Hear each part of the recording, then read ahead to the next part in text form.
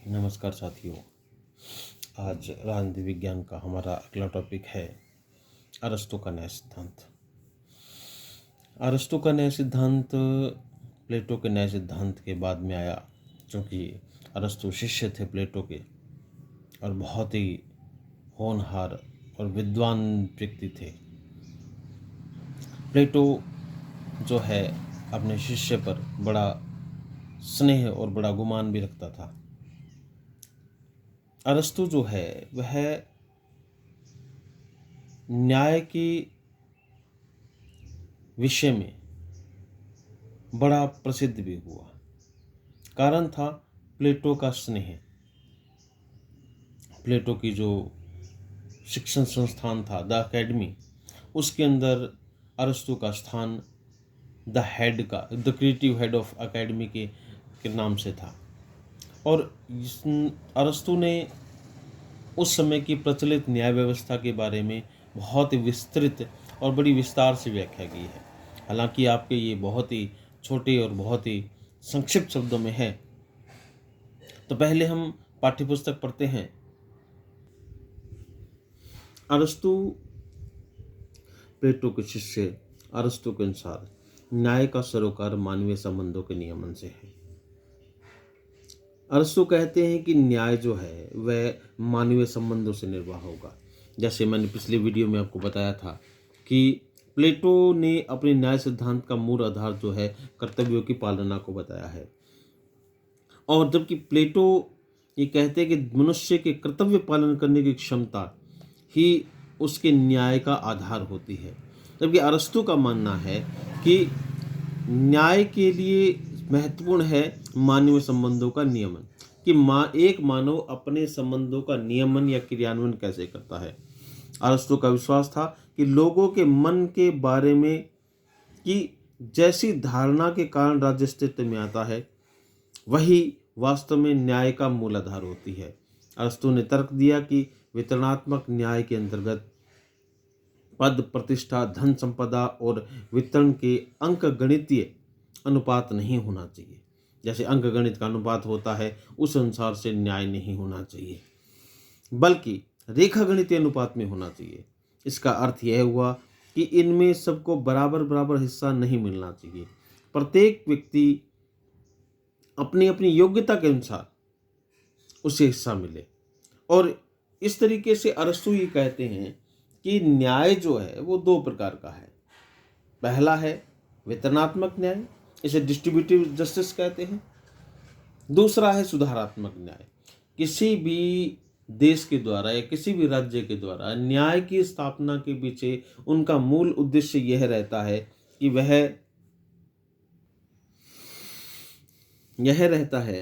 वह राज्य में न्याय की स्थापना उस हिसाब से करे कि जिस तरीके से उसकी व्यवस्था सुचारू रूप से चल सके।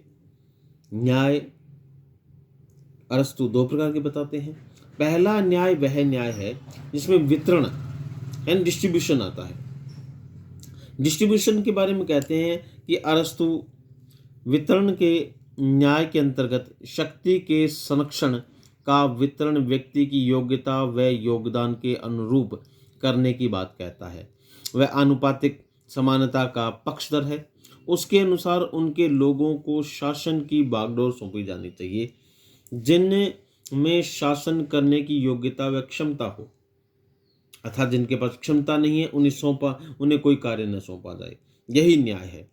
सामान्यतः इस अवधारणा में योग्यता एवं क्षमता मूल रूप से आती है, क्योंकि योग्यता के अनुसार, क्षमता के अनुसार कार्य दिए जाना भी अपने आप एक न्याय है। क्षमता की अवधारणा के अनुसार लाभ का उत्तरदायित्व व्यक्ति की क्षमता और सामर्थ्य के अनुपात में ही होना चाहिए। अरस्तू के अनुसार दूसरा न्याय जो है वह करेक्टिव जस्टिस या सुधारात्मक न्याय। करेक्टिव जस्टिस जो है ये कहता है कि राज्य न्याय लागू करता है, उसके पीछे दूसरा उद्देश्य यह रहता है कि वह सुधार लाए, क्योंकि न्याय का एक लक्ष्य रिफॉर्म्स या सुधार लाना भी रहता है। अरस्तू का सुधार न्याय से तात्पर्य यह है कि जो नागरिक अधिकारों की अन्य व्यक्तियों के द्वारा हनन व रोकथाम पर बल देता है। सुधारात्मक न्याय में राज्य का उत्तरदायित्व है कि वह व्यक्ति के जीवन, संपत्ति, समान स्वतंत्रता की रक्षा करे। इस प्रकार वितरणात्मक न्याय से प्राप्त मनुष्य अधिकारों की रक्षा के लिए राजा के द्वारा दी गई व्यवस्था में सुधारात्मक न्याय की संज्ञा देता है। तो ये तो कहती है आपकी पाठ्य पुस्तक। चलो इसको थोड़ा विस्तार से और थोड़ा सलीके से समझते हैं। हाँ जी, देखिए, पहले आप इसका स्क्रीनशॉट ले लीजिए। अब देखिए, हम पढ़ रहे हैं अरस्तु का न्याय सिद्धांत। अरस्तु एक कड़ी था, क्योंकि अरस्तु ने जो कुछ सीखा उसका काफी हिस्सा उसने अपने गुरु प्लेटो से सीखा, और जो कुछ समाज को दिया उसने लगभग अपना सारा का सारा जो है वो अपने शिष्य सिकंदर को दे दिया। अरस्तु मैसेडोनिया के समुद्र तट पर स्टेनगिरा नामक जगह पर पैदा हुए। 384 एडी में एक महान राजनीतिज्ञ हुए जिन्होंने राजनीति विज्ञान को एक बहुत ही उच्च स्तर पर स्थापित किया था। इन्होंने राजनीति विज्ञान को मास्टर साइंस कहकर पुकारा, क्योंकि राजनीति विज्ञान जो है एक मास्टर साइंस के रूप में स्थापित हुई। इन्होंने अपनी सर्वोच्च रचना द पॉलिटिक्स लिखी, जिसके कारण ये महानता की श्रेणी के अंतर्गत आ गए। अरस्तु का न्याय सिद्धांत, देखिए, अरस्तु का न्याय सिद्धांत प्लेटो के न्याय सिद्धांत से भिन्न है। अरस्तु ने न्याय सिद्धांत के रूप में यह कहा है कि अरस्तु मानते हैं कि सामाजिक संबंधों के नियमन पर आधारित होना चाहिए, जबकि प्लेटो जो है वो कर्तव्यों पर जो है न्याय को मानते थे, और ये मानता है कि न्याय, किसी भी राज्य का न्याय सिद्धांत इस बात पर निर्भर करता है कि उसमें रह रहे लोगों के जो सामाजिक स्थिति है, उसमें जो सोशल कॉन्ट्रैक्ट है, उसमें वो अपने संबंधों का नियमन किस आधार पे करते हैं, उसे नियमन के आधार पे जो है न्याय होता है। अब देखिए, अरस्तु न्याय को दो भागों में बांटते हैं। अरस्तु कहते हैं कि न्याय दो प्रकार के होते हैं, जैसा कि आपकी पाठ्य पुस्तक कहती है। अरस्तु के अनुसार न्याय के दो लक्ष्य होते हैं। पहला, कि राज्य में डिस्ट्रीब्यूशन जस्टिस को स्थापना देना, यानी राज्य में वितरणात्मक न्याय को बढ़ावा देना। अब वितरणात्मक न्याय क्या होता है? राज्य के द्वारा मिलने वाली सभी सुख सुविधाएं जो राज्य अपने नागरिकों को प्रदान करता है वे वितरणात्मक न्याय के अंतर्गत आती है। वितरण क्या है? यानी बांटना। राज्य जो कुछ दे रहा है वो ढंग प्रकार से बंट रहा है क्या? सही प्रकार से बंट रहा है क्या? सब कुछ सबको सब समान मिल रहा है क्या? क्या उसके कारण कहीं अराजकता तो पैदा नहीं होगी? दूसरा है न्याय का लक्ष्य, वो है प्रतिकारात्मक। प्रतिकारात्मक, इसे प्रतिशोधनात्मक भी कहते हैं। न्याय का उद्देश्य कहीं न कहीं प्रतिकार मतलब बदला लेना भी रहता है। सीधी सीधी सी बात है कि टेट फॉर टैट की भी कंडीशंस रहती है कि जो वादी है, जिस पर अपराध हुआ है, और जो परिवादी है, यानी जिसने अपराध किया है, अब वादी जो राज्य में आया है अपने अपराध को लेकर, अपने अपराध के बदले में अपराध के सुधार को लेकर, क्या परिवादी उसके लिए क्या करता है, ये स्थिति दोनों पर निर्भर करती है। अब देखिए,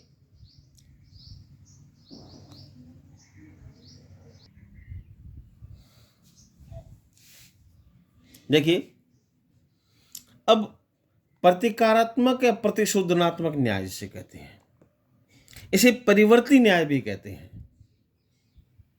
प्रतिकारात्मक यानी अपराध के बदले में राज्य के द्वारा दी जाने वाली क्षतिपूर्ति, अर्थात उसके एवज में दिए जाने वाले राज्य का भुगतान। दूसरा प्रतिशोधनात्मक, मतलब उससे सुधार क्या आया, शोधन क्या हुआ। और तीसरा है प्रतिवृत्ति, यानी उससे क्या स्थापित हुआ, क्या स्थापित कर पाए, ये भी एक चीज है।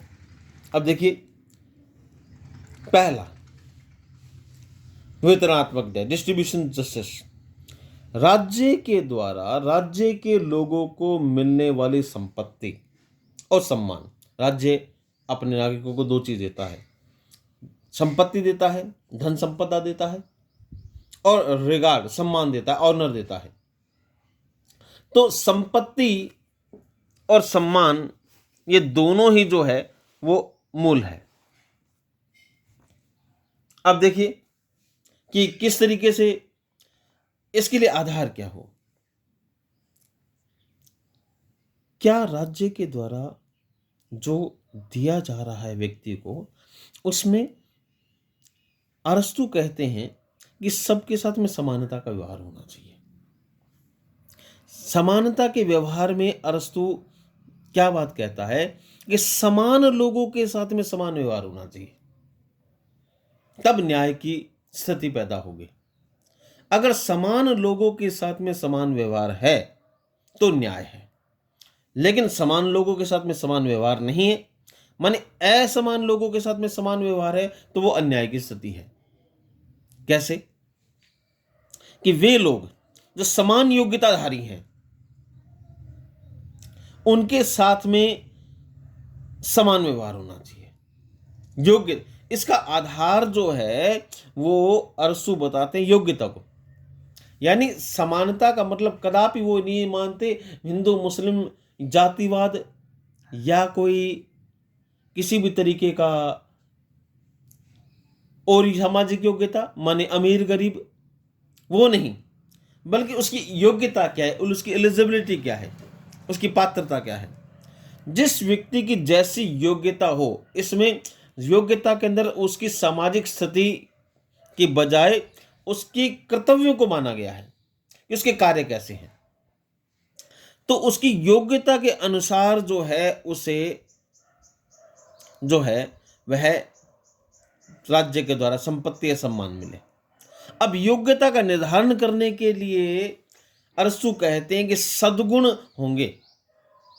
मैंने पहले बता दिया था, योग्यता का निर्धारण सद्गुणों के द्वारा होगा, न कि सामाजिक स्थिति के द्वारा या सोशल रेपुटेशन के द्वारा या इकोनॉमिकल रेपुटेशन के द्वारा या अदर कोई फैक्टर ऐसा नहीं होगा कि जिससे व्यक्ति की सोशल इमेज बनाई जाए।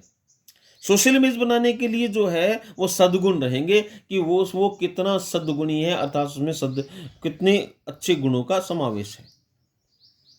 आगे देखिए, जब ये स्थिति होगी, जब समान लोगों के साथ में समान व्यवहार किया जाएगा और उसकी योग्यता जो है तो सद्गुण होगी, तो राज्य में निश्चित रूप से आदर्श न्याय की स्थिति पैदा होगी। क्योंकि किसी भी राज्य में आदर्श न्याय की स्थापना तभी हो सकती है जब पहला तरीका जो कि अरस्तु बताते हैं क्या, वितरणात्मक न्याय व्यवस्था को सुधारा जाए। आगे नेक्स्ट, प्रतिकारात्मक न्याय। न्याय की दूसरी शाखा है प्रतिकारात्मक न्याय। इसके अंतर्गत क्या होता है कि राज्य के द्वारा एक प्रतिकार के रूप में, एक बदले के रूप में, एक एवज के रूप में जो है पेनल्टलाइज किया जाता है, उसके द्वारा जिसने अपराध किया है एक रिलैक्सेशन दी जाती है, एक सुविधा दी जाती है, एक भुगतान किया जाता है उसके प्रति जिस पर अपराध हुआ है। प्रतिशोधनात्मक न्याय भी कहते हैं इसे, क्योंकि इसे प्रतिशोधन का मतलब है कि ये राज्य में जो है वो कम्युनिटिव जो है, अर्थात रिफॉर्म्स, सुधार भी करेगा। क्योंकि प्रतिवृत्ति न्याय है, रिस्पेक्टरी जस्टिस कहते हैं इसे। लक्ष्य रहता है दोबारा से न्याय की स्थापना करना। न्याय में सुधार करके। जैसे हम मोबाइल में रिस्टोर फैक्ट्री डालते हैं, दोबारा से मोबाइल को जो है उसी स्तर पर ले आते हैं जो जो हमें फैक्ट्री मोड पे मिला था, यानी सारी बुराइयां निकाल के स्वच्छ साफ सुंदर और बिना कोई वायरस के। सेम अरस्तु भी कहते हैं कि न्याय का एक लक्ष्य जो प्रतिवृत्ति भी रहता है, यानी उसे रीमॉडलाइज भी करना रहता है। इसके लिए अरस्तु कहते हैं कि लेन देन का नियमन तथा अपराधों के लिए दंड मूलाधार रहता है। प्रतिकारात्मक न्याय में यह देखा जाता है कि राज्य में लेन देन के नियम क्या है, कोई भी व्यक्ति सामाजिक सुविधाओं को ले कैसे रहा है और एवज में लौटा कैसे रहा है, उसके नियम क्या हैं, और उसके द्वारा जो अपराध किए जा रहे हैं क्या राज्य उनके लिए दंड दे रहा है। अगर किसी भी राज्य में अपराध के बदले में दंड का संविधान है, किसी भी राज्य में अपराध के बदले दंड दिया जाता है, तो वह राज्य जो है वो वास्तव में न्याय की व्यवस्था की उसने। अगर कहीं पे अपराधी खुले घूम रहे हैं और उन्हें कोई भय नहीं है राज व्यवस्था का, तो निश्चित रूप से जो है वो मतलब राज्य अराजकता भरा रहेगा। लेन देन के नियम में क्या है, अब व्यक्ति के द्वारा जो जिसने अपराध किया है एक, और जिस पर अपराध हुआ है दो, जिस पर अपराध घटा गया है वह राज्य से क्षतिपूर्ति की मांग करता है। अलग अलग समय में अलग अलग रही है। वो कहता है कि मुझे जितना हानि हुआ है, जितना नुकसान हुआ है, उसकी भरपाई राज्य करे। अगर राज्य अपनी न्याय व्यवस्था के द्वारा यह कर पाता है या करवा पाता है, मान लीजिए किसी व्यक्ति ने किसी व्यक्ति का धन छीन लिया और वह व्यक्ति जिसने अपराध किया है और वह व्यक्ति इस पे अपराध हुआ है, अगर राज्य अपनी न्याय की व्यवस्था के द्वारा जिस व्यक्ति पर जो वादी है, जिस पर अपराध हुआ है, उसकी क्षतिपूर्ति पूरी करवा दे, माने उसका धन वापस उससे दिलवा दे, फिर चाहे वो धन वह अपराधी दे और फिर चाहे राज्य दे। अगर उस व्यक्ति को राज्य के द्वारा उसकी क्षतिपूर्ति मिल जाती है, तो ऐसी स्थिति के अंदर क्या क्या होता है, उसका राज्य के प्रति विश्वास बढ़ जाता है, और यही न्याय की उच्च व्यवस्था है। इसे न्याय का मूल रूप कहेंगे। अब देखिए इसमें क्या है, हानि के बदले में क्षतिपूर्ति, यही प्रतिकारात्मक है, ये प्रतिशोधन है और ये प्रवृत्ति है। और इसका आधार क्या हो, अब किस व्यक्ति को कितना पेनल्टलाइज किया जाए, अपराध के बदले में सजा का, इसमें ये कहता है कि राज्य की उच्च आदर्श, राज्य की उच्च आदर्श न्याय व्यवस्था वह होगी जिसके अंतर्गत एक व्यक्ति को जो है उसकी कर्तव्यों के, कृत्यों के बदले, कार्यों के बदले जो है वो दंड दिया जाए, यह सम्मान दिया जाए। इसमें प्लेटो के शिष्य हैं जो अरस्तु है, वो स्पष्ट शब्दों में कहते हैं कि सोशल इमेज, सामाजिक स्थिति जो है इसके लिए कहीं भी आड़े नहीं आएगी, क्योंकि हो सकता है कि अपराध करने वाला व्यक्ति उच्चस्थ पद पर स्थापित हो और जिसके साथ में अपराध घटा गया है वो एक सामान्य व्यक्ति हो, सामान्य श्रेणी का व्यक्ति हो। अगर ऐसा है तो अगर राज्य उच्च व्यक्ति से निम्न व्यक्ति को न्याय दिलवा पाती है तो वास्तव में वही न्याय है, वही न्याय की स्थिति है। ठीक है, अब क्या है, इसमें व्यक्ति के द्वारा जो कृत्य है, जो कार्य है, यानी इसके लिए वो कहता है P2P, राज्य के सेवक से लेकर और राज्य के शासक तक, PN to प्रेसिडेंट,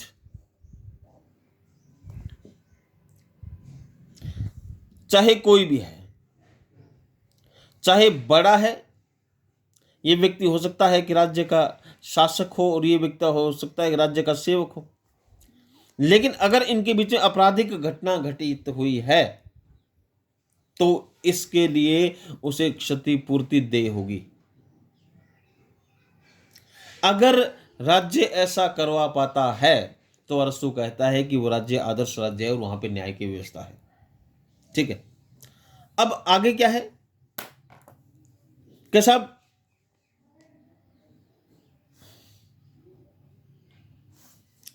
क्षतिपूर्ति राज्य द्वारा देय होने पर अगर राज्य क्षतिपूर्ति दिला देता है तो व्यक्ति के राज्य पर आस्था बढ़ जाएगी साहब, और जैसे इसकी आस्था बढ़ेगी यह उसका आदर्श न्याय होगा। और यही अरस्तु समझाना चाहते हैं। तो एक बार पुनः रिपीट करते हैं अरस्तु का न्याय सिद्धांत। अरस्तु के न्याय सिद्धांत के अंदर जो है दो चीजें आती हैं, वितरणात्मक न्याय, प्रतिकारात्मक न्याय, इसे प्रतिशोधनात्मक प्रवृत्ति न्याय भी कहते हैं। वितरणात्मक न्याय जो है जिसका लक्ष्य होता है साम्राज्य के द्वारा मिलने वाली संपत्ति और सम्मान को बांटा जाए और सब लोगों को समान मिले। इसके लिए वो राज्य जो नियम बताता है वो ये बताता है कि समान लोगों के साथ में समान व्यवहार की हुआ होना चाहिए और इसका आधार योग्यता होगी। और योग्यता जो है उसके लिए योग्यता के लिए जो आधार होगा वो सद्गुण होगा। सद्गुण निर्धारण करेगा कि उसकी योग्यता क्या है। प्रतिकारात्मक प्रतिशोधनात्मक न्याय में जो है ये माना जाएगा कि राज्य के व्यक्तियों के द्वारा जो लेन देन के नियम हैं तथा राज्य में जो अपराध और अपराध के बदले में दंड सिद्धांत है वो इसके अंतर्गत आता है। इस सिद्धांत को क्षतिपूर्ति सिद्धांत कहते हैं, ऐसे हानि सिद्धांत भी कहते हैं। हानि के बदले क्षतिपूर्ति, यही वास्तव में इस सिद्धांत का मूल मंत्र है या मूल आधार है। और इसके लिए सामाजिक स्थिति आधार होगी, इसके लिए सामाजिक स्थिति कदापि आधार नहीं होगी, बल्कि आधार जो मूल आधार होगा वो मनुष्य के कृत्य या कार्य होंगे। मनुष्य के कृत्य या कार्यों के आधार पर तय किया जाएगा कि व्यक्ति किस स्तर पर, किस आधार पर, किस स्थिति में, किस तरीके से क्या कार्य किएगा। क्षतिपूर्ति अगर राज्य दिलवा पाता है तो इससे व्यक्ति के राज्य पे आस्था बढ़ जाएगी और वो व्यक्ति जो है अपने आप को राज्य में सुरक्षित महसूस करेगा। और यही जो है प्लेटो के शिष्य अरस्तु, जिसे सिकंदर द अलेक्जेंड्रिया के गुरु कहते हैं, कि आदर्श न्याय की स्थिति है और इसी को हम अरस्तु का न्याय सिद्धांत कहेंगे। धन्यवाद।